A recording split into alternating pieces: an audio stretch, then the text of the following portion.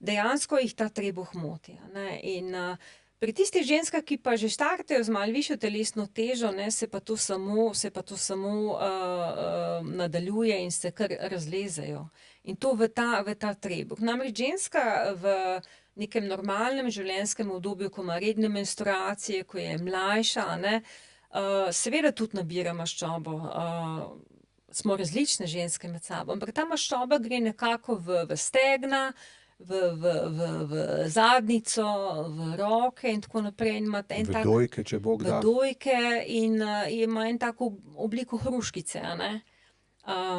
Potem pa, ko se začnejo spremembe hormonske, pa dobi, recimo, obliko jabolka, ne. Se pravi, tista maščobica še vedno ostane, a ne, na tistih predelih, ampak naenkrat se začne pa v trebuh noter nabirati.